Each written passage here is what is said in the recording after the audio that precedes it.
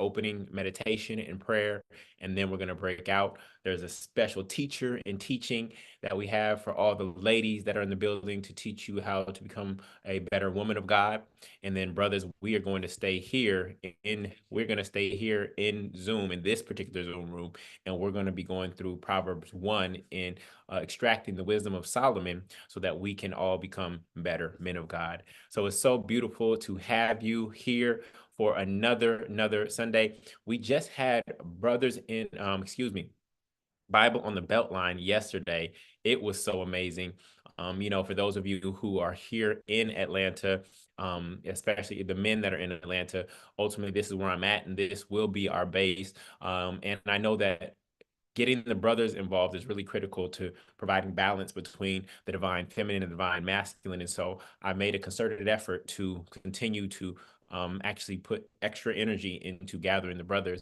We had about 30 brothers out there yesterday, and we were developing the Proverbs personal development plan, and it was absolutely amazing. You can see some of that content on my Instagram at Julian Gordon, Instagram.com/Julian Gordon.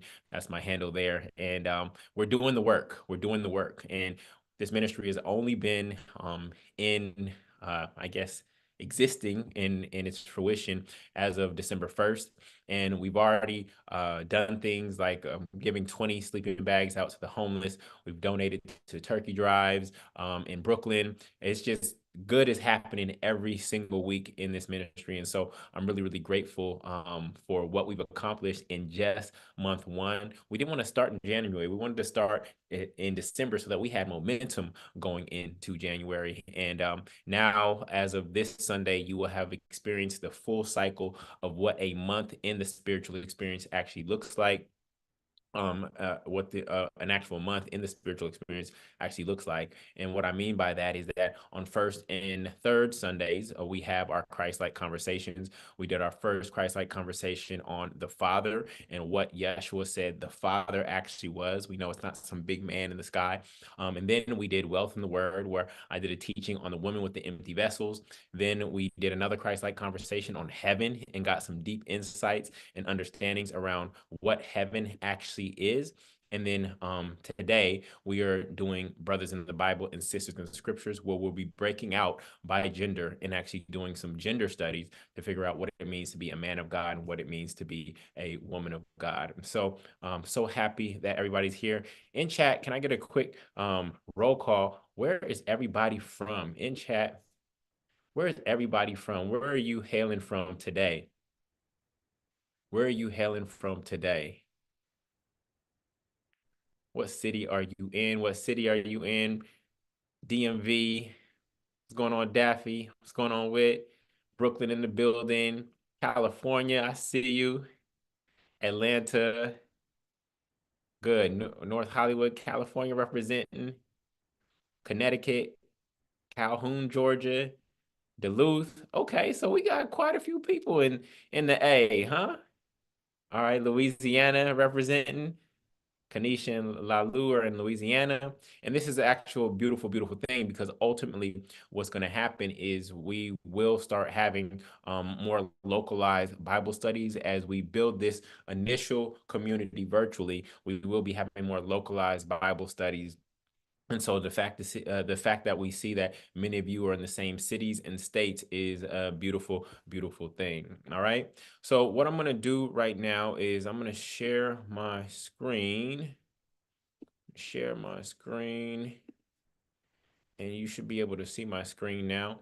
And I want to welcome you to our first Sunday, where we'll be breaking out by gender into sisters in the scriptures and brothers in the Bible. The brothers, you will stay here in this particular room, and the sisters will break out and they will be going into another room afterwards. But we're going to do our introduction here together, and that includes our meditation and our prayer reading. And so what we're going to do is we're going to start with meditation.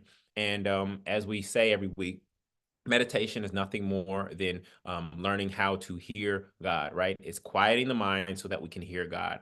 And so we do a short meditation here. In the future, we will start doing the meditation prior to 11 o'clock so that those who want to participate in it can participate in, and we can actually do a longer meditation, which then gives us more time to quiet and still the mind, be still and know that I'm God. We're supposed to meditate on the word consistently, right? So, but here we're just going to start with about a 1 to 2 minute meditation.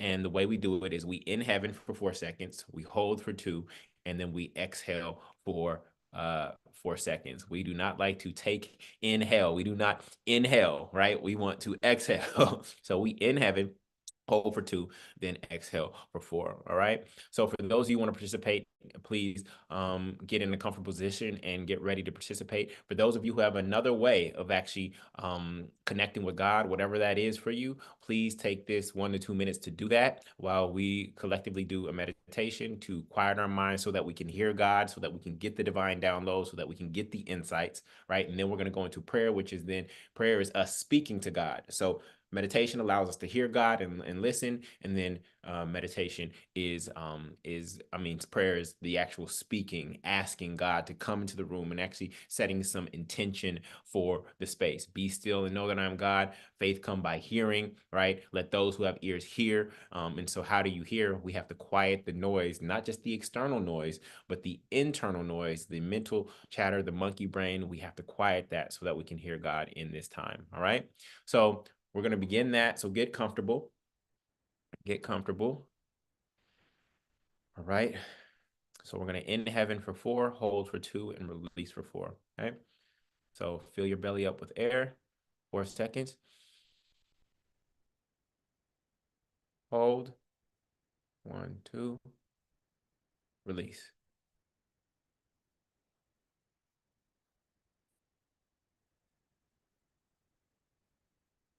In heaven for four. Slowly. Hold. Two. Release.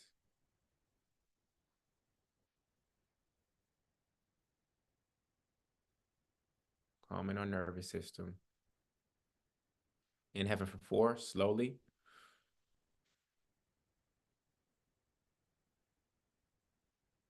Hold. Release.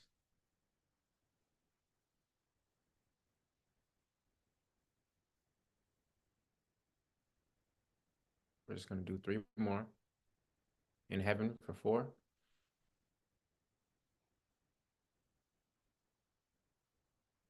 Hold for two.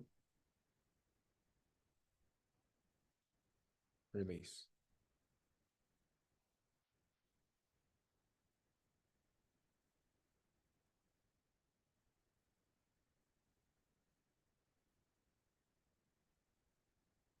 In heaven for four.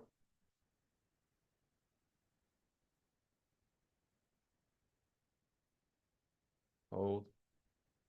One, two. Release.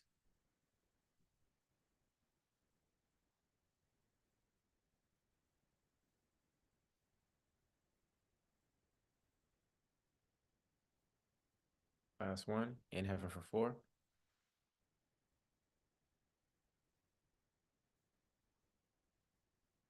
Hold. One, two. Release.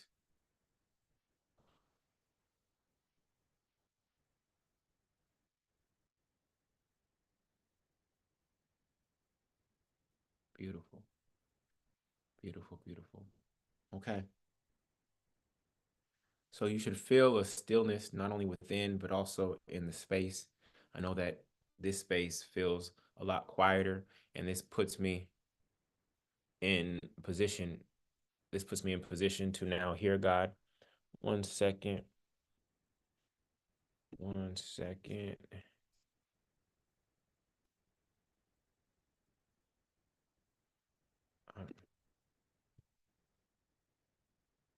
Okay, so I got some confusion around the links that we sent out. Sisters in the Scripture. It starts there in 10 minutes. There was some confusion. I think some of the sisters went directly to the Sisters in the Scriptures link. So what we're gonna do now is what I'm gonna do is I'm going to let me see. All my sisters, did you get the email that said we're gonna start here at 11? All my sisters, did you get the email that we're gonna start here at 11 and then switch over? All right, cool. All right, cool. So since we're almost at 11:15, I'm going, normally we have somebody else read the Christ-like prayer, but I want to get through it so that anybody who is trying to get into that room, they don't get discouraged and check out for the day. All right. So I'm going to read the Christ-like prayer. We are truth seekers, seeking to become more like Christ and have the mind of Christ. As Christ said, if you abide in my word, you are truly my disciples, and you will know the truth, and the truth will set you free. We believe that when we ask, it shall be given to us. When we seek, we shall find, and when we knock, the door shall be open unto us. We know that as we sit in the temple of our minds, listening for your voice and asking questions, in that holy place we shall find understanding and answers. For there is nothing covered that shall not be revealed, neither hid that shall not be known. We know that because the Bible is heavily coded in allegories, similes, and parables, many who think they see are seeing not, and hearing they hear not. Neither do they understand, including those who call themselves your disciples. We know not to rely on the letter, but the spirit of the word. For the letter killeth, but the spirit giveth life. We are meant to study to show thyself approved unto God, rightly dividing the word of truth. Wash our feet, which represents our understanding, so that we may build our church or temple, which is our individual belief system, upon a rock of truth, that we are the sons and daughters of God. May we feel free to renew our minds and destroying and rebuilding our temple over and over, and get better and better, leaving no stone standing. We know that when we pray, we shall enter into the closet of our mind, shut the door, and pray to God which is in secret. And we also know that where two or three are gathered together in your name, I am is in the midst. And that our purpose is to bring the kingdom of heaven on earth. We pray this Bible study blesses, builds, and brings all children of God closer to you, whether inside or outside of a religious context, even if that means wrestling with our concept of God for our blessing, like Jacob. We practice these principles because we know that we are called to bear good fruit and do even greater things as part of your spiritual lineage. We know we love you and thank you with all of our hearts, minds, and souls. Let those who have ears hear, Ashe, Amen, and so it is. All right? Beautiful, beautiful, beautiful. All right?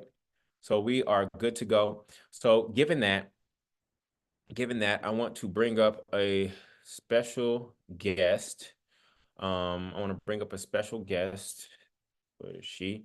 And this is the amazing woman who will be leading the Sisters in the Scriptures, a Bible study. And at the beginning of the year, I put out a call because I knew that this work was coming. I put out a call for people online to compliment me and support me in this work. And several people reached out, but one person in particular stood out in not only her approach when we first talked, but also her deep study of everything that I had done to date. I mean, in terms of going through metaphysical Bible study and all of the teachings that I did on Genesis and really understanding my approach to God, this woman set herself apart by not just showing up as she was, but by actually studying to show herself approved. And we realized that we were very aligned in terms of what it meant to be Christ-like and what that looked like. And so we have been supporting each other. She has a Bible study that she calls Sisters in the Scriptures that she's been leading for the entire year of 2025, or actually since summer. And to see her understanding of the Bible deepen with each week is absolutely amazing. And so I wanted to bring her up to share her passion, which is studying the women of the Bible and drawing out the wisdom that they bring. And so let me see if she is here. I'm here. You I there? can see you and hear you, What's June. going on? How are you? Okay, I'm great. How are you? Doing good, doing good. So happy to have you here and introduce you to the community. Yes. Tell everybody a little bit about you and your passion for studying women in the Bible. Yes. Okay, perfect. First, I just want to thank you for inviting me. And then I just want to thank you for just being an amazing mentor in this space as well. I was so grateful when I found you because I'm like, okay, somebody who studies the Bible like me. And since us interacting, I've been able to go even deeper into the word. So I'm just so grateful for that. And just helping me with my relationship with God deepen as well. But I'm Whitney. Hey, everybody. I see y'all in the chat. I'm super grateful to be here. And I'm very grateful to be able to have a study to study the women in the Bible. As I started to study the women in the Bible, I got to see that it was more than Esther. It was more than Ruth. It was more than just being a Proverbs 31 woman. So I'm super grateful for that. And with that, I just noticed that there's over 200 plus women in the Bible.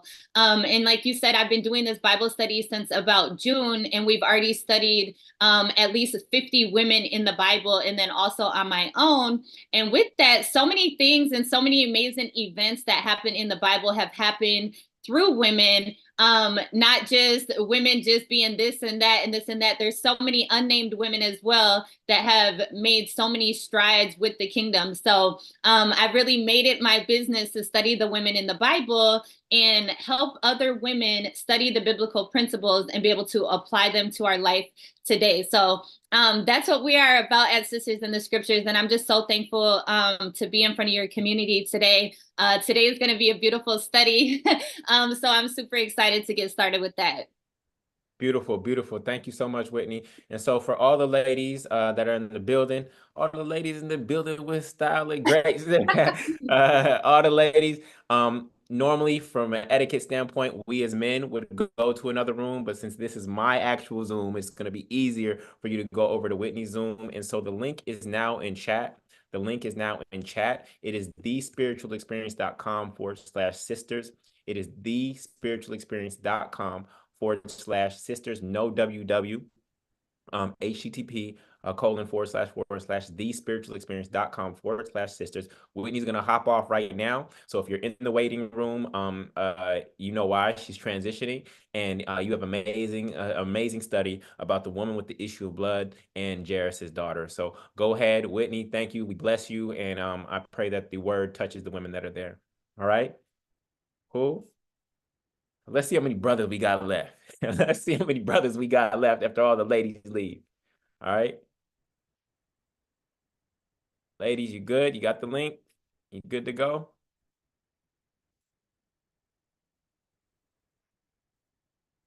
All right. Well, I still see Alvin. I see Carl.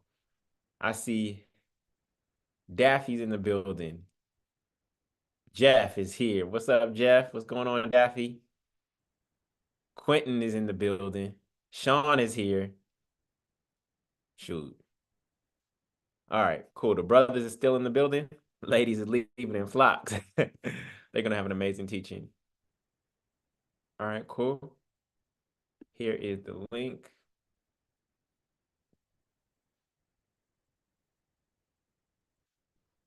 All right, everybody good?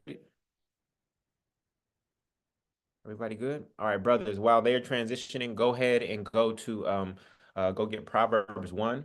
Go get Proverbs 1. That's what we're going to be reading today. Proverbs 1.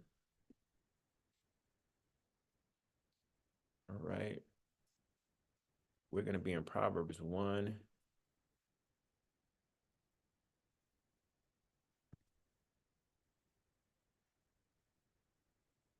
Right. All right, cool. Brothers, type ready when you were ready. Brothers, type ready when you were ready. Chat. Brothers, type ready when you were ready. I see you, Daffy. Jeff is ready. Ladies left us. Oh, he's still here. All right, and fellas, if you see any ladies come in while I'm teaching, uh, feel free to repost the link for them. Okay, send a private message to them and share the link with them. Okay, Pat is here. I didn't know if Pat was a man or a woman because you know Pat could go either way, so I didn't know. All right, but Pat is in the building. All right, cool. All right, beautiful, beautiful, beautiful. So, with that, I want to welcome you all to Brothers in the Bible. Brothers in the Bible. We have our in-person component, which is Bible on the Beltline here in Atlanta. I know some of you have been part of that. Jeff has been part of it. Daffy has been a part of it. And ultimately, we want these communities and these in-person Bible studies happening all over the country. But this is our time, brothers. This is for us to figure out what it means to be a man of God and use Christ likeness as our standard. If we use Christ likeness as our standard, we can't help but elevate. But right now, many of us don't have standards. Some of us come from houses where we didn't have fathers. Some of the people we have to look up to in terms of athletes and celebrities aren't worthy of being looked up to. And so we have to use a different standard. And unfortunately, our standard comes from over 2,000 years ago. But we have enough information in the Bible to really document and map out what that standard looks like. I've read through Proverbs several times, and what we're doing right now is we are developing a curriculum called the Proverbs Personal Development Curriculum. And I have the Sons of Solomon Bible Study workbook as well, because there's so much wisdom in Proverbs. Proverbs, King Solomon was actually documenting the wisdom for his son, right? King Solomon was documenting all of the wisdom that he had, and Solomon was known as the wisest man to ever walk the face of the earth. This is why Queen of Sheba came to actually see him. And so there's so many lessons in Proverbs about life. And if you read it, you will see that you are going through many of the things that he speaks about. He speaks about everything from pride to friendships to money to righteousness to unrighteousness, right? All of these things are themes throughout Proverbs. And so if we read each verse and we study the word and we go precept by precept, we can extract wisdom without actually having to have the pain of experiencing that to get wisdom, right? Many of us, as we think about our lives, we experience something because we didn't know, through ignorance, right? Through darkness. We experience pain, and then we get wisdom after the pain. But if you are able to draw from the wisdom of somebody who's already experienced that thing and you trust it, then you can save yourself a lot of pain on the journey. And so King Solomon has some timeless principles, regardless of when it was written, has some timeless principles that we can learn from to make our lives. I don't know if the word is easier, but what I will say is where we experience less unnecessary pain, less unnecessary pain. Okay. Life has pain in it. There's part of life is just naturally there's pain. But when we are suffering is when we've experienced unnecessary pain and then we stay in that unnecessary pain because we don't have the right perspective. And so we are going to draw as much wisdom from Solomon. We are so grateful for him writing and capturing this wisdom, because oftentimes that we talk about the transfer of generational wealth, with the multifamily movement and things of that nature. We transfer assets through our trust and our wills and things of that nature. But the number one asset that we fail to transfer is our wisdom. Like, we may have our daughters or our sons around us, for those of you who are fathers, and of course through observation they naturally pick up on things, but rarely do we actually sit down and really just have wisdom talks. Here's what I've learned about life, right? Even when I wrote Rich and Righteous, right? Even when I wrote Rich and Righteous is dedicated to Jada, right? It's dedicated to Jada because I wanted her to understand, right? I dedicate this book to my daughter Jada so that she may know how her father thinks and choose how she will take what I've created to bring heaven on earth in her own unique way, right? So I wrote Rich and Righteous primarily for Jada to understand how I thought about money and how I thought about God, right? And so, but rarely do we take the time to document that. And another example is Grandma's recipe book. For those of you who are men in the kitchen who cook, I wish I knew how to cook. But and oftentimes those recipe books get handed down through the matriarchy, right? But some of you have grandma's recipe book, and question is, you know, that is a documentation of wisdom. Now, of course, we know that just having the ingredients and the measurements and things of that nature, it isn't what really makes the meal. It's the love that goes in the meal. It's the pinch of this and the pinch of that, right? We know that it's more than just that information, but that is a wealth transfer. A recipe book is a wealth transfer. All right. And so we're grateful for King Solomon for sharing his wisdom that he was sharing with his son in writing and capturing that, whether he captured it through a scribe or not. All right. So we have 33 verses. We have 33 verses, and I need three men to read 11 verses each. I need three men to read 11 verses each. All right. I need three men to read 11 verses each. And let me check if there's any ladies in chat. Yvonne, oh no, that's Yvonne's note taker. All right, I think we got all brothers here, so we're good to go. All right. Can I get three men to read 11 verses each? We're going to pull from King James Version today. All right, Lester will read verses 1 through 11. Let me see if I have to unmute him. Lester, where's he at? Lester, Jeff. All right, where'd Lester go? Oh, there he is. Okay, allow to talk. So Lester, allow to talk. Jeff is next. And then I need one more. One more. One more person. This is not a me show. This is a we show, family. This is not a me show. This is a we show. But don't be shy. Or else I'm gonna cold call. Don't have me cold call. All right. Well, we will start with all right, we'll start with Lester and Jeff, and then I will close it out. All right. Cool. Lester, thank you so much, brother. It's your show. You're welcome. Good morning, everybody. The Proverbs of Solomon, the son of David, king of Israel, to know wisdom and instruction, to perceive the words of understanding, to receive the instruction of wisdom, justice, judgment, and equity, to give um, subtlety. I said that right. Subtlety to the simple, Subtly, yes. subtlety to the simple, to the young man, knowledge and discretion.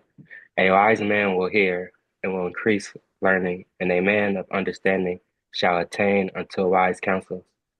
To understand a proverb and the interpretation, the words of the wise and their dark saying, the fear of the Lord is the beginning of knowledge, but fools despise wisdom and instruction.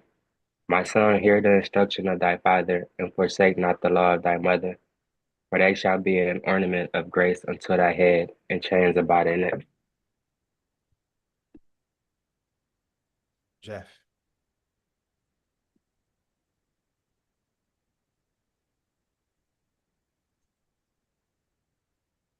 Jeff, you there? Yes, I'm here. Yes. I'm still showing 1 through 9. Oh, sorry about that.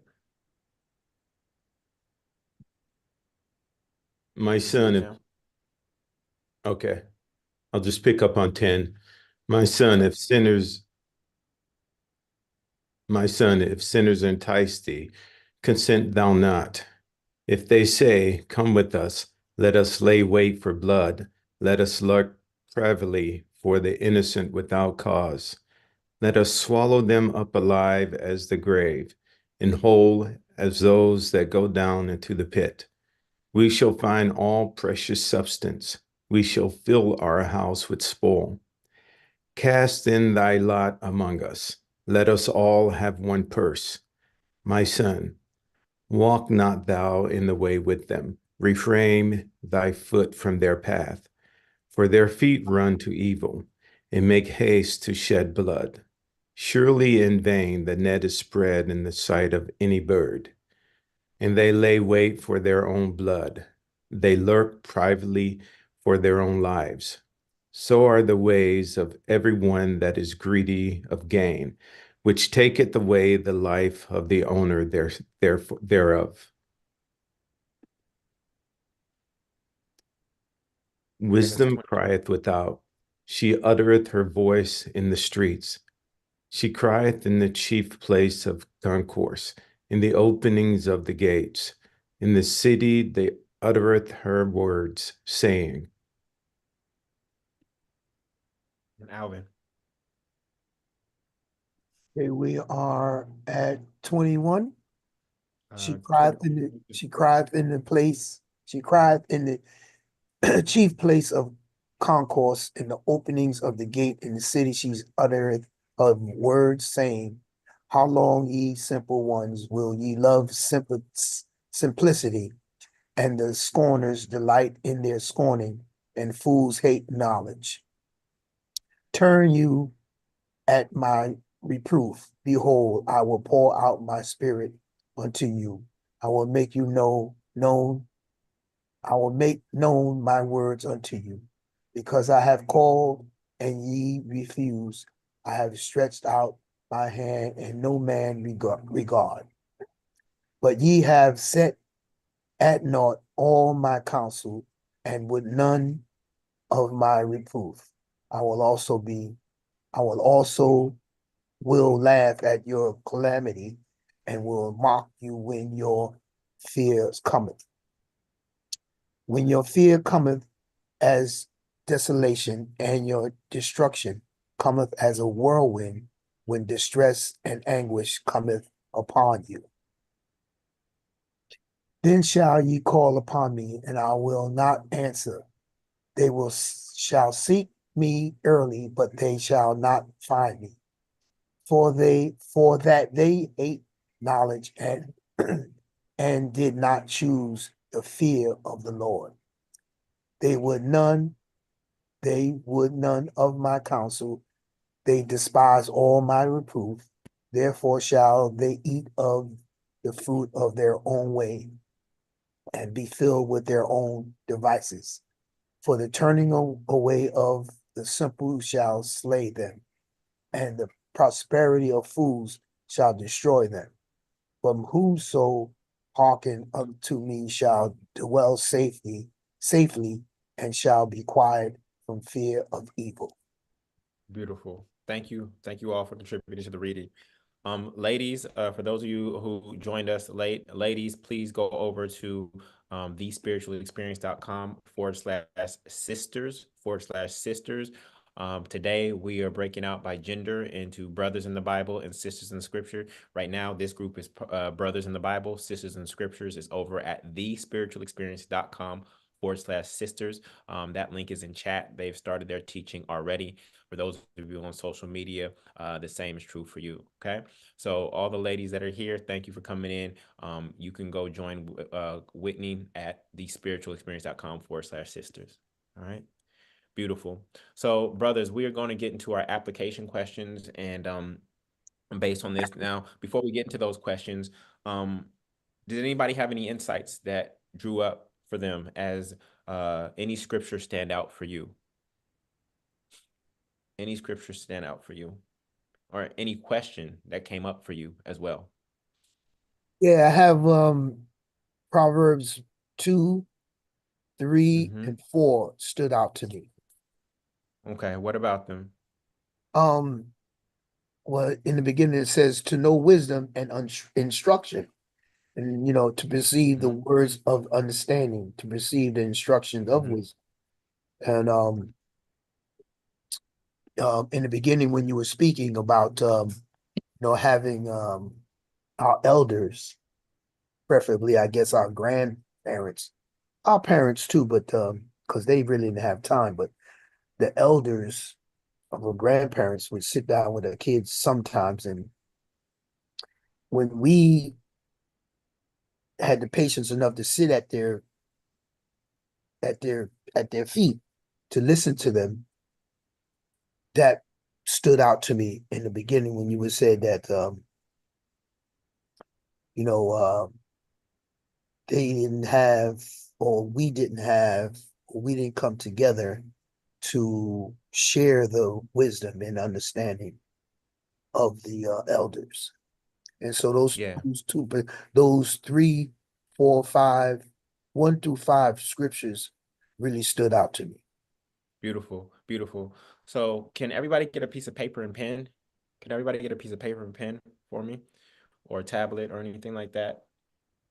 Get a piece of paper and pen.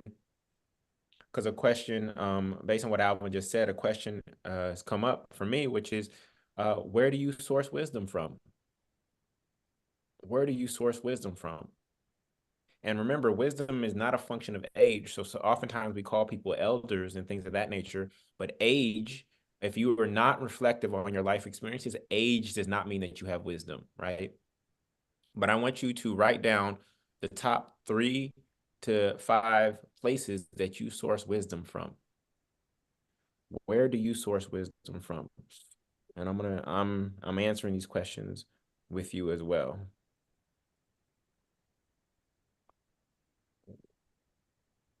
Where or who? Where or who do you source wisdom from?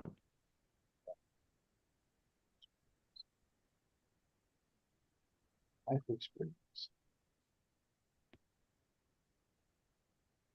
And I know that there's some brothers here right now, you don't have a person or a place. And so the question becomes, the follow-up question becomes, what does that mean if you have no source of wisdom beyond your own life experiences?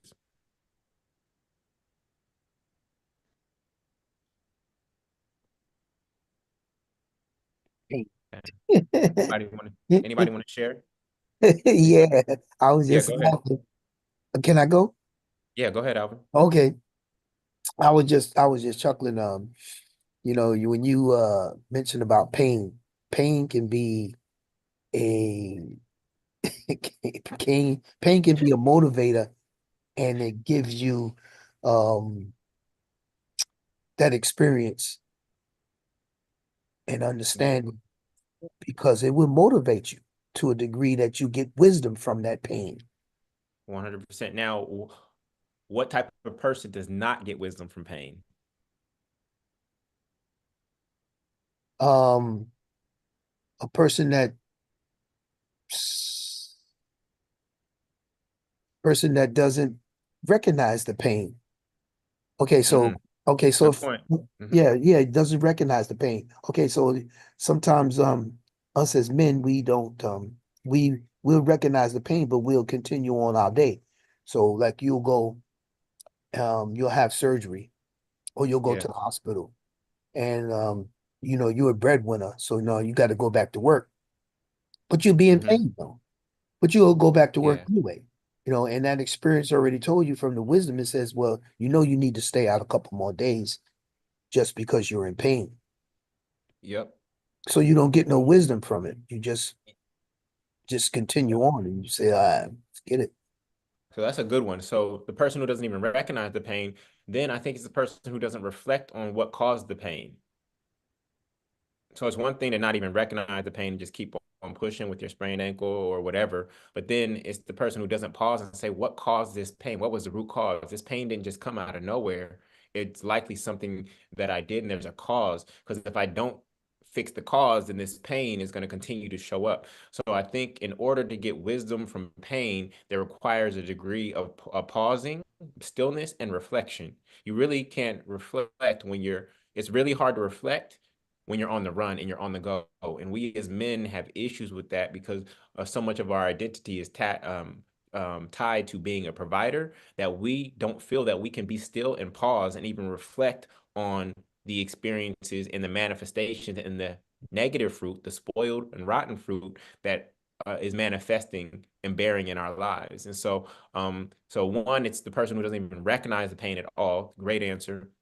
And then two, I think it's a person who does not even reflect, pause, and be still in the pain to reflect on it. And sometimes we get sick, and I think we get sick because God is telling us you weren't listening to me when I told you to be still. So I have to now do something within your body to put you in a state of stillness. I have many people in my life right now who have been hospitalized in the past 3 months. And sometimes God puts us in those situations to force us to be still. Yeah, Because if we did not get still, we literally would have run the car off the road. And we didn't even realize it. We thought we were hustling. We thought we were out here being men, but we would have literally ran our life off the road if God didn't create that moment that forced us into stillness. Absolutely. Yep. Yeah. Anybody else? Where are you sourcing your wisdom from right now, family? Where are you sourcing your wisdom? We have the Bible, we have pain. I'm doing a lot of reading. I'm doing a lot of reading right now, and beyond the Bible, I get a lot of wisdom from the Bible. But beyond the Bible, I'm doing a lot of reading. I just read a book called The Christ-Like Christian. I read another book called Christ Returns. Like, I'm seeking to be the thought leader in terms of what Christ consciousness is and what it means to live a Christ-like life. And so I'm doing a lot of reading, and somebody else has taken their life experience, sat down, similar to King Solomon, put it in a book that I can read in a few days without having to go through all of their life experience. I think that's one of the fastest ways to gain wisdom. So that's been another source for me. I actually also source wisdom from my daughter Jada. Her wisdom isn't like I know more than you. Her wisdom is in her childlike nature, in her innocent answers and responses to situations. Um, and those are those pure responses that we would naturally do if we hadn't experienced pain, if we hadn't been stabbed in the back, um, if we hadn't had trauma in our lives. It Seeing how she moves in some situations takes me back to our childlike response to certain situations. How quickly she forgives a friend. Now there is one friend that I'm like, no, you need to stay away from that person. But how quickly she forgives and forgets. Like, I extract wisdom from observing my daughter. Anybody else? You can just raise your hand and I can Carl. Okay, cool. Carl, let me allow to talk. Go ahead, Carl. Yeah, you're gonna have to raise your hand and then I can allow you to talk, family. Carl, what's going on, brother? Peace. How's everybody today? Peace, brother. I I get my wisdom from my journey, but some things are kind of confusing that you don't recognize kind of offhand. Like some things are right in front of you, and you can kind of equate that and kind of take that into a intellectual sense of okay, I get that. But a lot of things from my journey are also people who have experienced similar things, and also people just with experience that can help me tie some of the things that I'm having maybe some kind of confusion or disconnect with that kind of help Yeah. me kind of pull it together and bring it to a sense of understanding and understanding. And so I think that's kind of how I see how I've obtained wisdom, I love just it. just off the journey and others as well that actually the experience and being able to just kind of bring that full circle and then kind of move forward and understand it from that point. Yeah. I think when we think of wisdom, we think of an elder with a gray beard and who has just infinite wisdom around everything.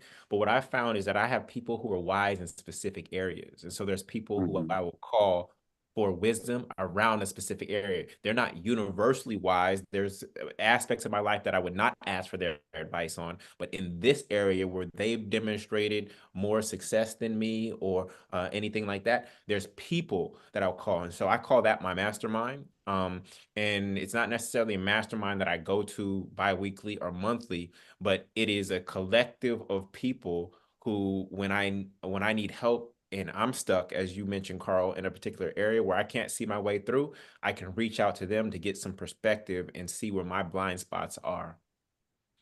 Anybody else Indeed. before we go on? Yeah, I can agree with what you just said. I do the same thing. I reach out to people from the different perspectives of my life, at least people who I see as knowledgeable, as wise, as understanding. And also, I agree, I learn a lot from my son as well. He has wisdom, even as a 12-year-old. Mm-hmm. Um, some of the things that he does, it kind of amazes me. Um, so, and Beautiful. Yeah, it doesn't have to be someone who's old and gray like myself, but we seek wisdom from a lot of different sources and life experiences, of course. Of course. Yes. Alvin, did you have something else to say before we moved on? Yeah, I'm just listening to everyone that had something to partake, but just listening to everyone and observation is something that stood out to me what everybody was saying. Just simple observation. Hmm. Simple Yeah. observation is wisdom that you can carry with you for a long time. Yes. Just Yes. simple observation. Because my mother used to tell me all the time, he says, you can't learn anything if you continue to open up your mouth. Because you open up your mouth and your ears can't hear. So, in observation, your mouth has to be closed and your ears has to be open. That's a fact. That's a fact. That's a fact. Beautiful. Good stuff. Good stuff. All right. So, let's continue in this thread because I have 4 questions for us to get through. And I'm also open to any other question that comes up that somebody really wants to bring to the table. In the same verses that Alvin brought us to, what is the difference between wisdom and knowledge? Because there seems to be, as King Solomon writes, there seems to be a distinction between wisdom and knowledge. And I know so a lot of people use those things synonymously, but does anybody have any insight that they want to share on what they think the difference between wisdom and knowledge is? Raise your hand. I wish I could. Can I unmute everybody? Some of y'all might be gardening on Sunday. What's the difference between wisdom and knowledge? Lester. Let me unmute Lester. Lester. All right. And Ron and Pat. All right, cool. Go ahead, Lester, Ron, and then Pat. To me, the difference is knowledge is something that you obtain when you like reading a book or something, and the wisdom is when you apply it. That's just my perspective. Straight application. Cool. Who's next? Pat, I think. Ron? Ron. What's your thoughts?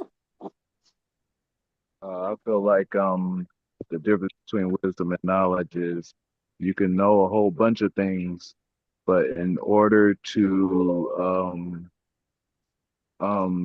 get the best out of those things, you have to have the wisdom behind it. What do you mean the wisdom behind it? Um, So give us an example. So I know a lot about cooking. I even went to cooking school, right? But what would be wisdom? So I know how to cook. I can put some food on the table. I know how to make this and do that. But what would actually wisdom be in that particular domain? I think the wisdom will come in knowing what kind of foods to cook. You know, like if you do know how to cook a lot of things, that's good. That's good. But in order to like cook foods that are healthy for you, you have to know those kinds of foods. That's the wisdom behind your cooking. You can know how to cook, but do you understand the wisdom behind what you're cooking? Does that make sense? Yeah, it does, but wisdom is kind of the unseen realm. Wisdom is kind of in what I'm hearing from you is that wisdom is kind of in the nuances. Like, okay, you know how to saute, you know how to braise, you know how to do these different methods of cooking, but here's the nuance of braising that is not going to be in the definition of braising. The definition of braising is to kind of lightly burn something, but here's the nuance of the temperature the oil has to be. Here's the nuance of how to braise fish. Here's the nuance of how to braise chicken. Here's the nuance of how to braise vegetables. Like that nuance can't really get translated via words. That nuance can really only be translated in the realm of experience. Right, right. That's what is that what you're saying? Yes. Okay, cool. I'm in alignment with you on that. Pat, that was Ron. Pat, Hey, good morning, everybody. what's going on, family? Good. I look at knowledge as somewhat like a boat that you utilize for the first time to get from one frame of thinking because you acquire, information, skills, facts on all those kind of things to ultimately transitioning to wisdom. Because I normally have heard while growing up, belief, knowledge, wisdom, understanding. So that knowledge evolves into understanding, which looks like being able to take that boat, quote unquote, of knowledge, and you now have the ability to navigate the chartered waters. And you even know when it's time to leave that boat where it needs to Right. be left and move on. Right. Beautiful, beautiful, beautiful. We got a 5%er in the room. You got your I sound like we got a 5%er in the room. Oh man, that takes me back. Ooh wee. Pat, was that some of your upbringing? No, actually, just growing up in New York, Brooklyn, and Okay, got you. being around, yes, 5%ers, but a whole bunch of brothers that just kind of like, they were just so like interesting to me. So I picked up on that and then I just took it where I needed to take it. And I'm here with y'all. Beautiful. Beautiful, beautiful, beautiful. Thank you, brother. Cool. So let's move on to the next question. And this comes from verse 7. And I even saw it come up. And I think a lot of people have wrestled with this particular question. The fear of the Lord is the beginning of knowledge, when we've just made a distinction between knowledge and wisdom, but fools despise wisdom and instruction. So, what does the fear of the Lord really mean? Would you rather be God fearing or God hearing? Anybody have any insight on that? Would love to hear from some new people. I think Jethro and Daffy brought that up. Jethro, you want to share? I think it was Jethro. I remember, oh, I'm sorry, raise the hands. Okay. Go ahead. Who was that, Jeff? Go ahead, Jeff. Yeah, it's Jeff. I remember at the Bible on the Belt, we were talking about this when God fearing, God hearing. And I was on the side of I would rather be both, but if choosing one, it would be God hearing Mm, because I would want to hear his words. As far as the fearing, it's like I said, then it's more of a gratitude and an appreciation and an understanding of his infinite wisdom and power. And that for me, it's not a fear as in a fright, but a fear as in an acknowledgement, the mhm. omnipotent. And the God hearing is really just being able to listen and apply what I'm actually hearing, what the words are actually saying, and to get the go below the surface and get a full, complete understanding of it, at least Yeah, from, my how I would understand it or how I do understand it and apply that to my life and life of my son and those around me. love it, love it, love it. Jethro, Daffy. Yes. Good good morning, everyone. Good So morning. I think my main question is why the choice verb of fear was Mhm, um was used in that sentence. Why not mhm, something else? I think that's my only question when it comes to fear because growing up in the church, the word fear was used to really actually instill fear in us, like God can strike you dead. So I'm like, okay, why the author used that specific verb as opposed to something else? Yeah. So I'm trying to jump over to the Blue Letter Bible right now and see if Blue Letter Bible, Proverbs 1 through 7 tools. And I actually want to teach you, I want to teach you how to use some of these tools because this is Bible study, fellas. So I'm going to share my screen with you. So this is, and ladies, if any ladies are here, you can go over to thespiritualexperience.com/sisters to go participate in Sisters in the Scriptures happening right now. Share, stop share, share a new screen. All right. So this is the Blue Letter Bible. So I just want to teach you all a little something. So I typed in Blue Letter Bible. I put in Proverbs 1:7. Okay, Proverbs 1:7 comes up right here. And then I can click on tools, and it shows me the interlinear Bible. So now I can see the Strong's reference, which is the concordance. My concordance is upstairs right now, and the Hebrew word for it. So as we know in English language, some words have multiple meanings, right? If you go in the dictionary, there's 3 meanings for certain words, right? And so what we can do is we can go look at the Strong's Concordance and see what H3347 74 means. So it is a feminine noun, and fear, terror, fearing. So he actually did, but no, actually outline of biblical usage. So this is all the biblical usage of it. So fear and terror, as Jethro said, but then this is what Jeff said: awesome or terrifying thing, fear of God, respect, reverence, and piety, and revered. So Jethro, when we look at it, uh, let's see if they have the Proverbs version here. Proverbs 1:7, Proverbs 10. So they show the different uses here, when it's used as fear. Um, let's see. Let's see, Proverbs 1:7. That's actually just going to take us back to the word, to that text. So this is just a tool that you can use to see what the Hebrew definition is. This particular word is used 41 times to mean fear, 2 times to mean exceedingly, 1 time to mean dreadful, and 1 time to mean fearfulness. All right.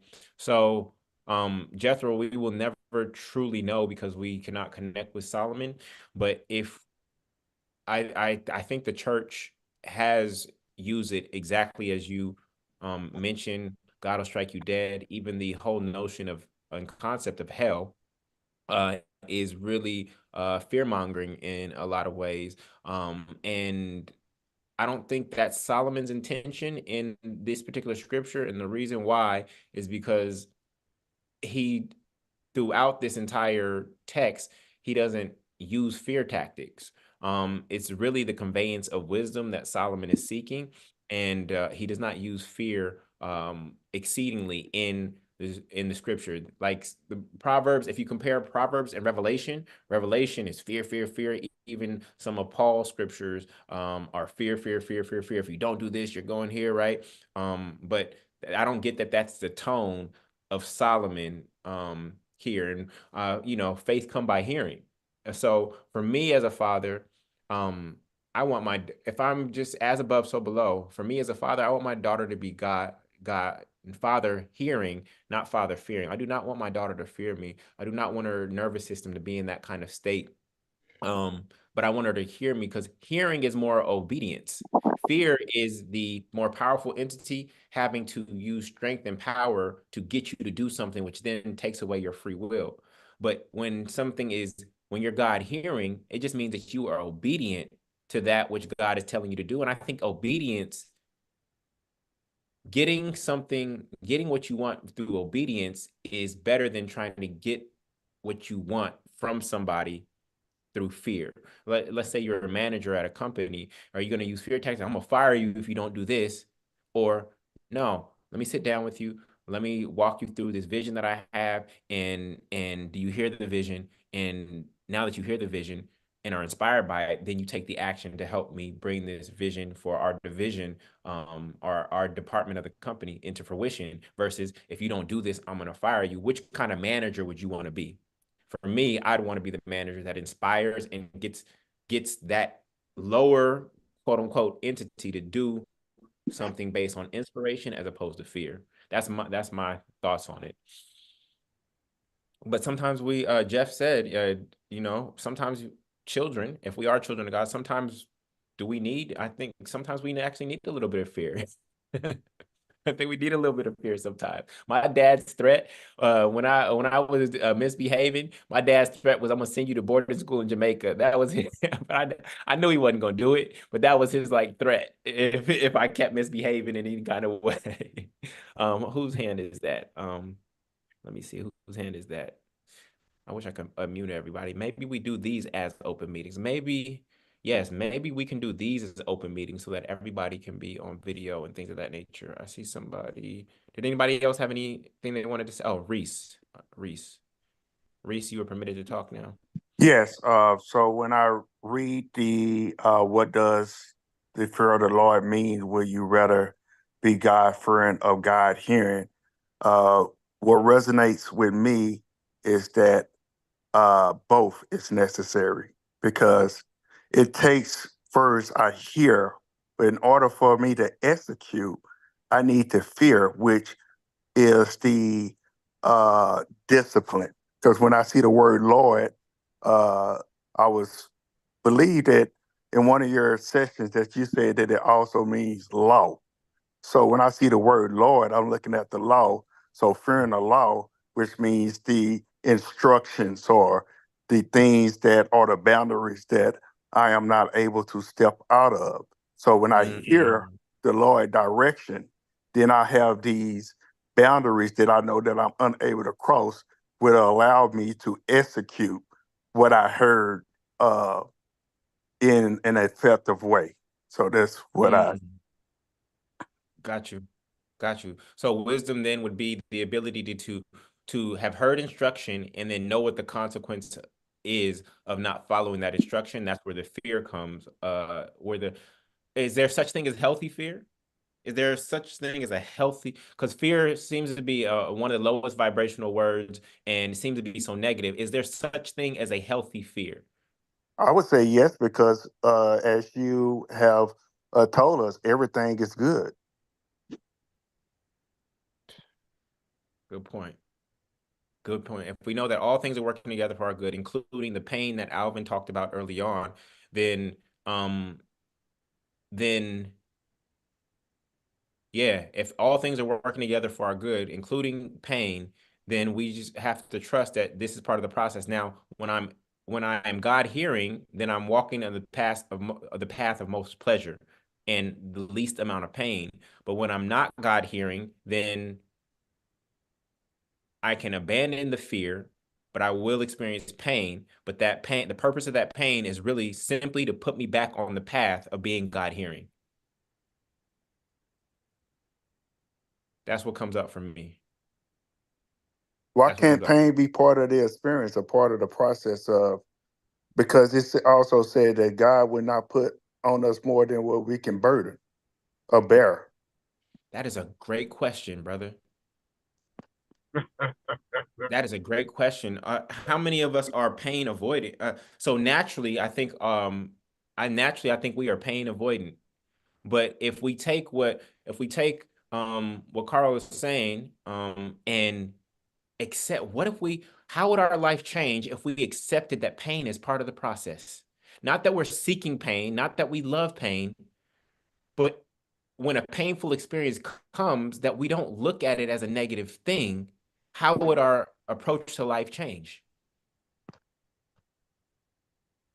Pat.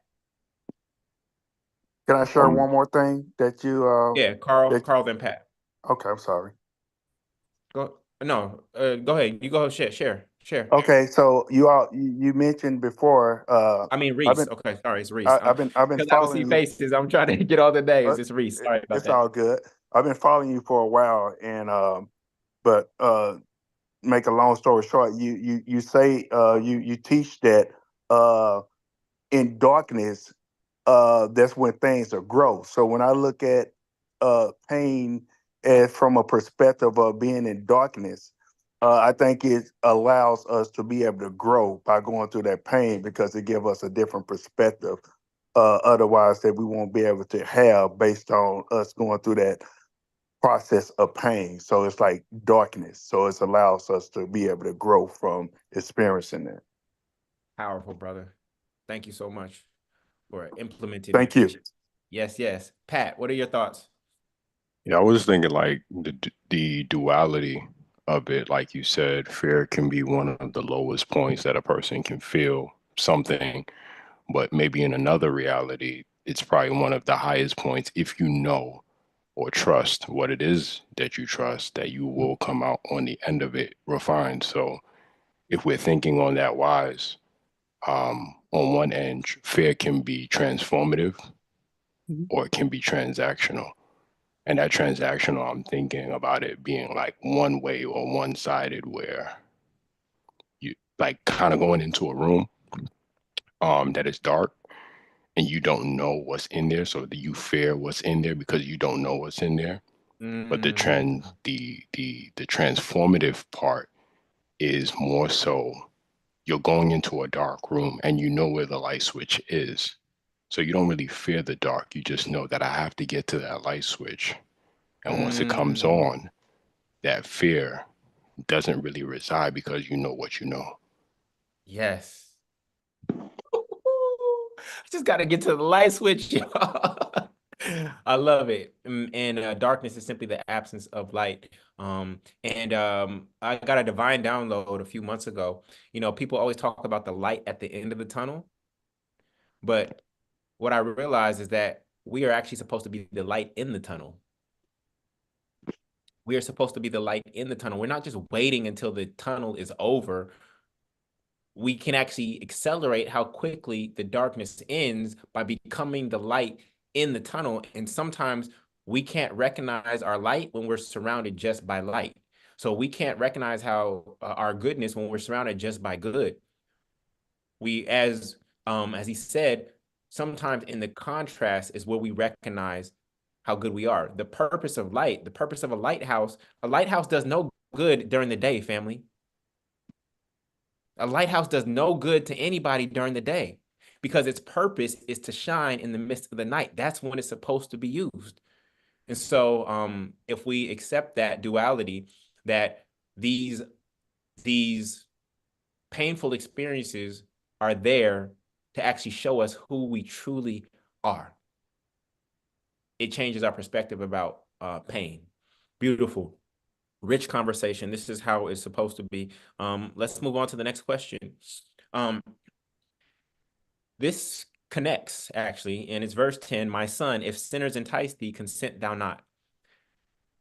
This goes back to the duality conversation. Are sinners needed for us to choose righteousness? Must duality exist?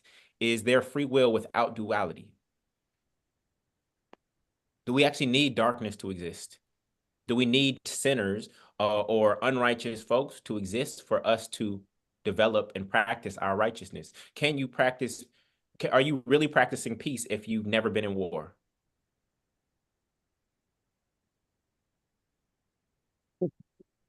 That's a good question. Alvin, go ahead. You know, that question is it's duality, but was it created in the beginning? See, that's a question for me. Was it created in the beginning that we have sinners and we have righteousness? Yeah. Adam and Eve, I mean, she was brought to be a sinner and brought Adam into sin too. And so when the righteousness came after the fact. So was it in the beginning? Was it created to be that way? I mean, that's a heavy question for me. I don't know about anybody else, but and then I mean, as if we go to Genesis 1, if we go to Genesis 1, Genesis 1 is full of duality, right, right? right, We have land and water, we have light and dark, right, right? We have day and night. Like there's Genesis 1 starts with just laying out duality. duality, Good, then we go further into Genesis and tree of knowledge of good and evil. right, Duality is all throughout the beginning of Genesis. So it seems like duality was part of the foundation of the world, but I think we have a vision of heaven being a place where there is no darkness, there is no evil, there is no hurt, there is no pain. But if we look at the foundation of, let's say, call it a game, if we look at the foundation of this world, it was rooted in and built upon duality. duality, yes. Yeah, and Or was it oneness? And we're seeing duality in the wrong way because it's more supposed to be a yin and yang type situation where they're actually they coexist. We see them as separate, but they're really not separate. They're actually the same thing. And as a human being, we have duality because we have a freedom of choice. So that freedom of choice gives us a duality. We do wrong or we do right. And we happen to be the only creatures on earth that has that duality. Let me bring up Quentin. Quentin, go ahead, brother. Hey, yeah, so this is an interesting question, but I think for the first part, where we say are sinners needed for us to choose righteousness, I mean that's kind of broad because there's different types of sins, different levels, I guess. But I would think from my perspective, it depends. Like environment plays a large part in the different paths people choose. So I think that would have to be taken into context as well. Then most duality exists. Yeah, I forgot but yeah, that was just my thoughts on it. It's an interesting question though. Okay. Anybody else? I see two others raise their hand. Hold on, let me see who those. Jeff, go ahead. Yeah, I think we do, because how else are we to gauge? How else are we to know the difference between right and wrong if we never experience or see wrong? Mm. Can we experience love without it? Can we experience love without having experienced hate? Like, let's say a child is born, and they're experiencing unconditional. Does that child know love without? I feel like when a child is born, they know the love of their, in some healthy cases, they know the love of their parents Mhm. without having experienced hate, but perhaps they don't perceive that thing as love. Of course, they don't have language at that time, but so perhaps they don't perceive it, or they actually don't truly value it because they haven't experienced hate. I do believe that you can value love more once you've actually experienced hate. So if you've only had love, you may not value it to the truest degree until you've actually experienced hate. I agree. Yeah. I agree. Which is, I think, like I said, which is kind of to my point, I feel if we never experience or see it or, witness it, we may miss a part of it, of the true meaning or the greatness of it. Mm-hmm. And with that, any other thoughts? Yeah, I feel like yeah, you do have to have duality in both because we say this shape all the time. We'll say things like you had to circle back. You know, if you look at an egg, it's a circle. You know, if you look at the earth, it's a circle. So if everything's a circle, that means, when you look at the yin and yang symbol, it's light and dark. And then you even have the little circles in between, So I do feel like that it's almost like, can we experience our existence without friction? How do we know we're walking if there's no friction? How do we know we're tearing down muscles to gain muscles if there's no friction?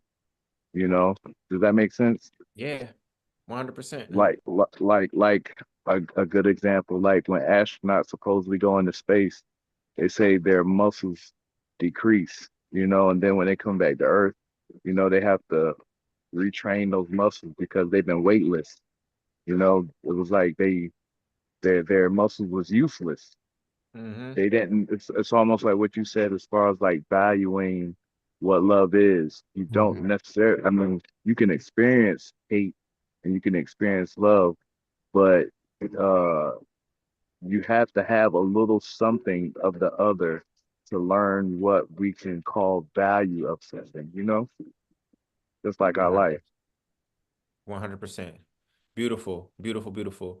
So let's go on to our final question for the day. And it actually comes from 23 through the end. And it is, and this is for us, what gets a man to seek reproof, correction, or counsel? Because our egos, I think when we break free from home, whether you had both parents or not, and you step out into the world as a young man, the ego thinks that it is on its own, that everybody is against it, and we can just conquer this world through effort and will. What actually gets us in a position where we actually seek for proof, where we seek correction, and where we seek wise counsel? Because most people avoid these things. So most men avoid these things. So what gets men to this space? Because we know that these things are actually healthier for them and that it's actually going to increase their success, increase their Christ-likeness, increase their joy. What gets a man to seek for proof? What got you to seek for proof, to seek guidance beyond your own mind? I think for me is when I try and I fail. I think that's when I go and seek correction and counsel to someone who's done it, who's been to that route before, and that's actually when I would go and seek it. So you feel as men that we should try on our own first? Is there a way to skip the trying and failing? Or is that a necessary step? To say, okay, I tried on my own, and I realized I don't know as much as I thought I did, or I thought I could do this on my own. Is there a way to skip that step, or is that a necessary, required step? Necessary, I believe. Necessary. So we as men should try on our own first before we seek counsel. Yep, it's just like walking. If you look at kids, whenever they take those first couple steps, they're doing it on their own, but then they fall, and then they have to get help. And as they keep learning how to get back up again, they realize in a sense they don't need that help no more, and then they'll go on to something different. But the first step was their own step. That's why we oftentimes miss it on camera because they did it on their own. They did it on their own, but we saw a lot of the quote unquote failures along the way, or attempts. I don't want to call them failures, the attempts along the way. Has there been a situation in anybody's life here where I'm not, it's probably the wrong question because the answer is yes, where you just, let me think of my own life. Yeah, I can think of dating. Where I keep hitting my head against the same wall. Where I've kept hitting my head against the same wall. I think I've broken that pattern now, but there was definitely, like, I just figured that I could figure it out on my own, especially my parents being divorced. I do have some married couples in my life, several married couples in my life, but the choosing a partner was something that I just thought I could figure out on my own, and I hit my head against the wall many times in that realm. I don't think I'm alone on this. I don't think I'm alone in this study on that. But when you, I'm not alone. All right, thank you. I appreciate it. Anybody else have any confessions or any area where you just kept hitting yourself, and then how'd you get out of it? Yes. Oh, I'm sorry. No, go Who's ahead. up? Go ahead. Go ahead. Okay. Yeah, I definitely I share that with you, my brother. I'm sure with a lot of others. I've definitely been there. But I think to that question, what gets a man to seek reproof, correction, or counsel for me, it was a need for a change, to know that I needed to change the way that I was going about doing something, like with that relationship thing. Yeah, I've always thought I was good at it, but obviously I'm not. There are two marriages and failed relationships, numbers, countless relationships. I needed to seek some kind of change in my life, in the way that I was doing things, or the way that, yeah, that I was doing things. So the answer for that with me is when a man realizes or acknowledges that something has to change. He needs change. And to get that, you have to get counseling from others and knowledge from others who've done it right, or, who are at least successful at it. Yeah. So for any of you, Jeff, I know your physical stature is amazing, and you had to train not only for that role, but you've kept it up. And this may be an answer for Jeff or anyone else. What makes a man decide that I want a trainer, that I can go to the gym and push weights on my own, but what makes a man say, I'm going to hire a trainer to hold me accountable. Anybody who's had a trainer before, or in any way, it could be golf coach, it could be a life coach. What makes a man um, say and invest in that? Can I jump in there? Yeah, Okay, go go for ahead. it. And I think it's also connected to the question that you have up here, what gets a man to seek reproof, correction, or counsel. I think it really boils down to love, because the way I look at love is that love is connected with the power of betterment. There's a song my grandmother used to sing all the time. I used to be annoyed by it, but I get it now. And the song goes like, good, better, best. I will never rest until my good is better and my better best. So if love is connected to the power of betterment, it would therefore mean that with love comes correction. And in turn, when you or someone you love is in a position of correcting, the goal is not to change them, but to guide them or yourself towards becoming a better version of oneself or that person's self. Bro, can you say that Never one more connected to time? love before. That song.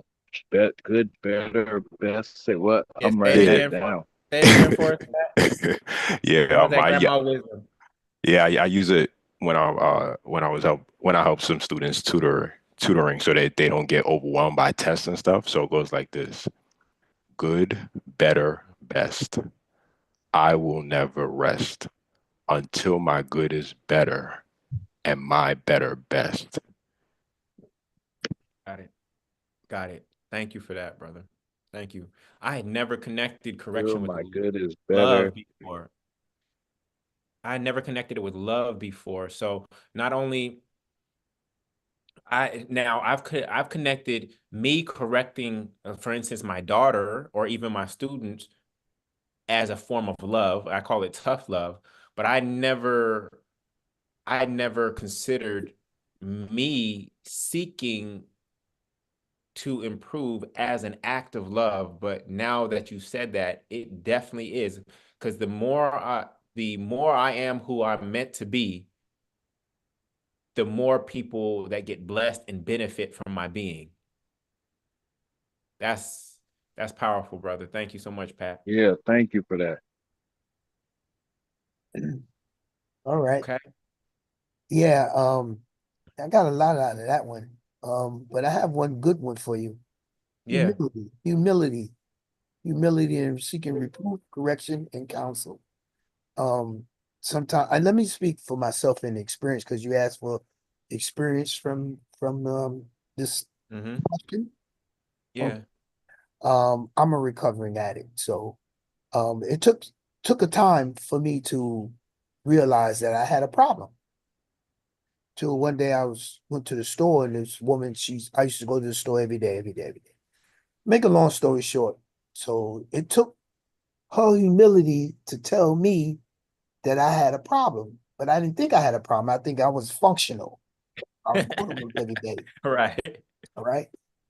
But then it took a little time for me to get humility in being reproved and have correction and counsel to go to my boss and tell him that I had a problem and I needed help, Mm. you know.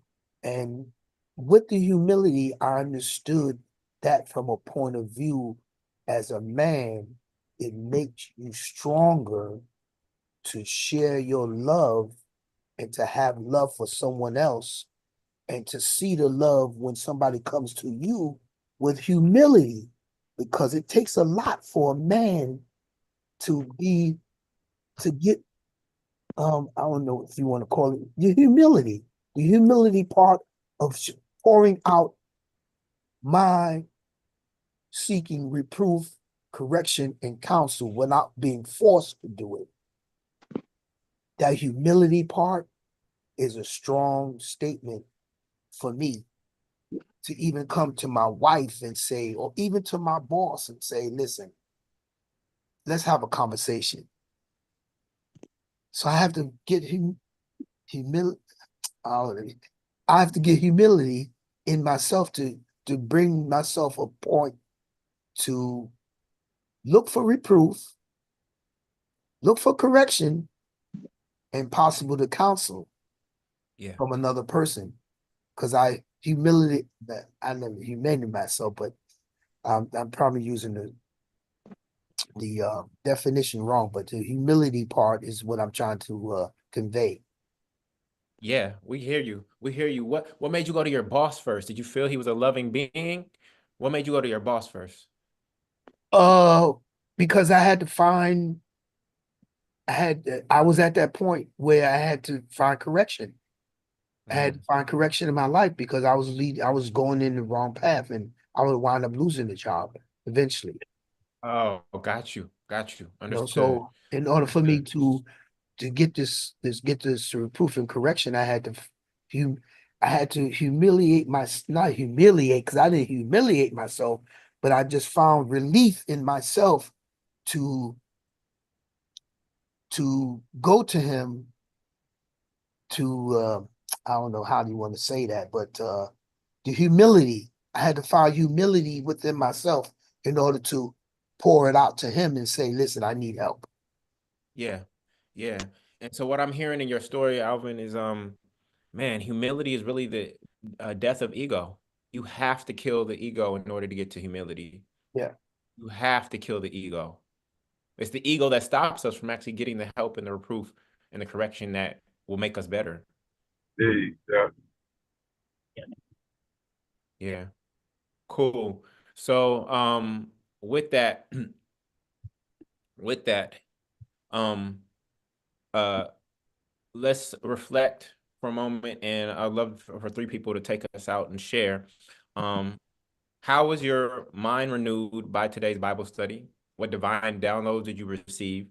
Actions, how will I live differently, better, and more Christ-like as a result of today's Bible study? And what new questions have emerged from me based on today's Bible study? So, with the first two questions, I would love for three people to share their biggest divine download and next steps as a result, and then we'll close out. This has been rich for me. The connection that Pat made of love, seeking correction seeking correction to get better, so I can be my best as an act of love. That was the greatest divine download for me today.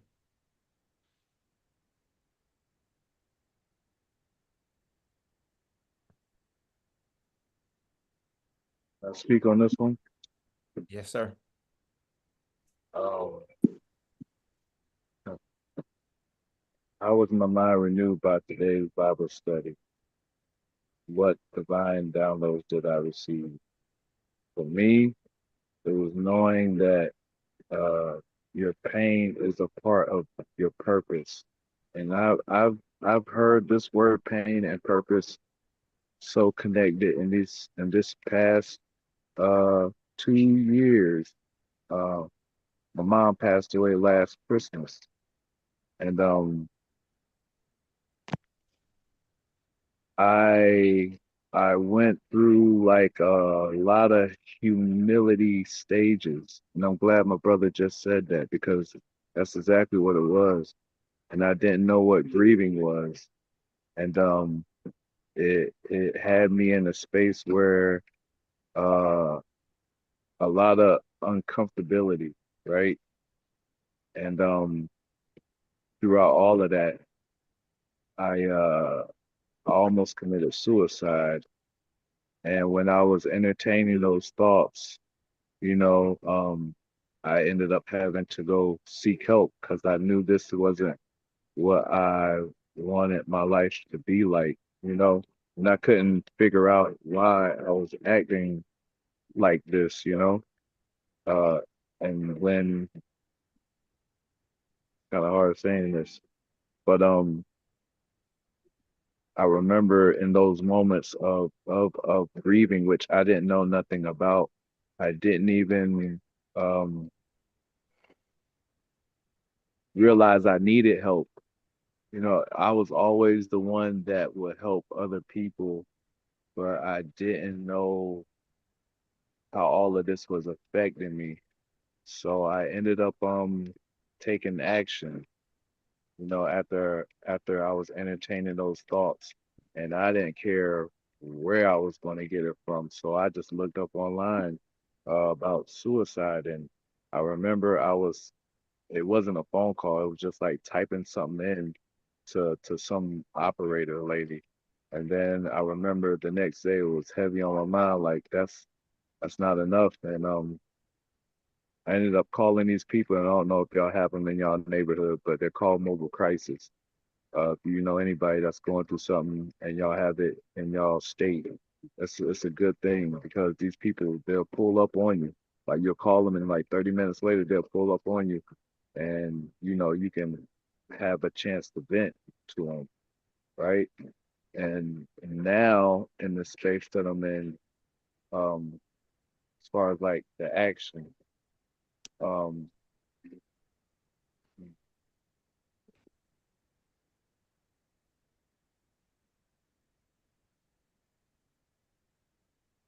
I Take your learned that time. it's Take your time. okay. Take your time. I learned that it's okay to ask for help, and I learned that it's okay to ask for help, and knowing that I don't know everything and I'm still learning. Uh, and the questions that have emerged for me based on today's Bible study is, uh,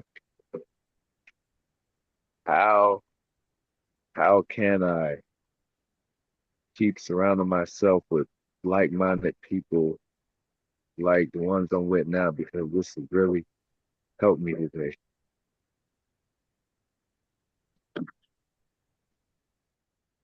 So much, Ron.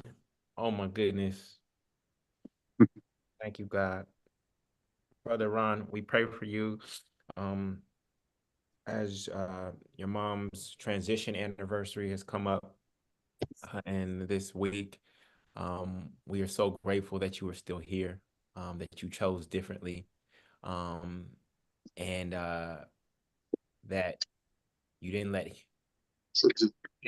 you didn't make the choice that would take you off this earth, and that you've reached a point of humility where you've reached a point of humility where you are in a space of receiving and learning. Um, we are just so grateful for you sharing that story, and that testimony. And we are going to do everything in our power in this space, whether it's a spiritual experience, Christ-like conversations, but especially this space, to support you um, in your continued growth and development and your abundance. Um, Ron, is there a way? Is it Mobile Crisis um, a nonprofit? Um, I don't know.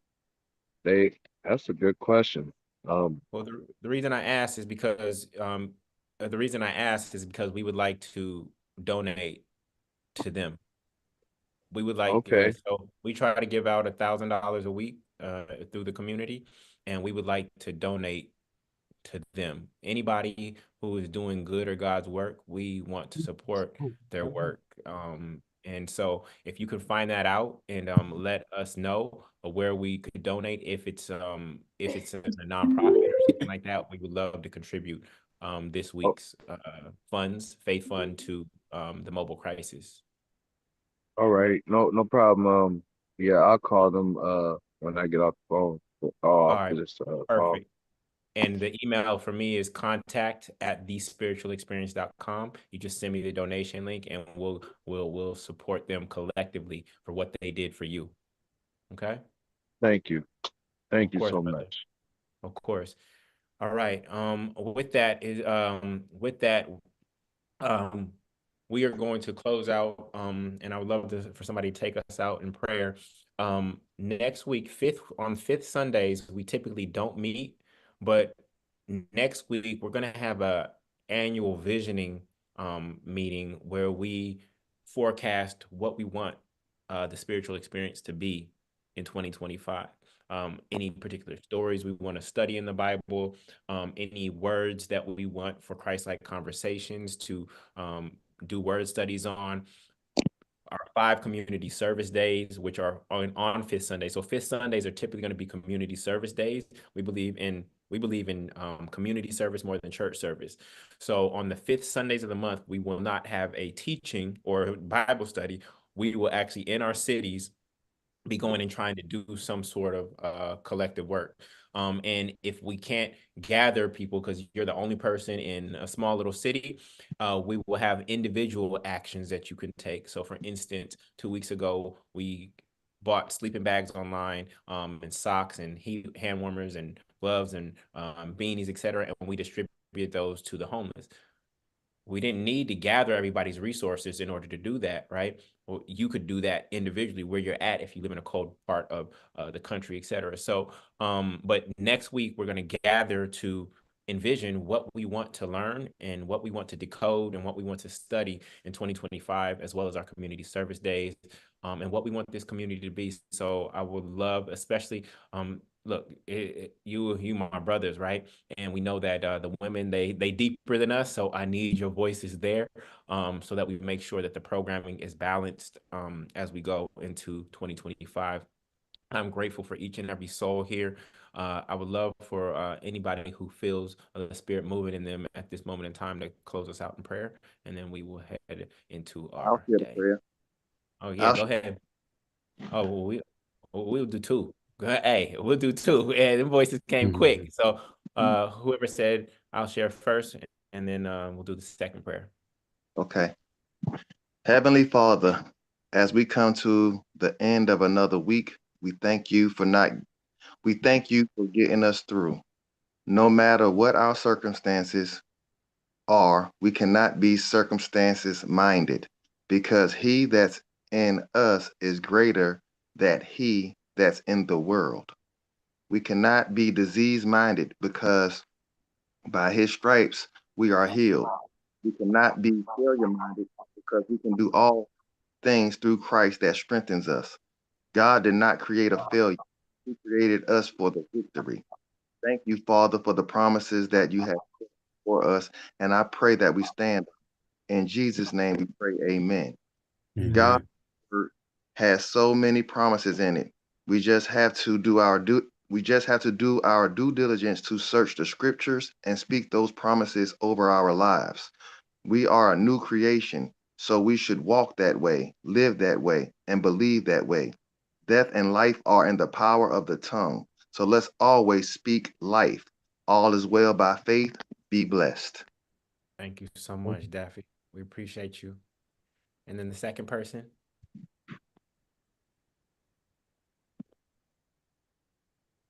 Was there someone else?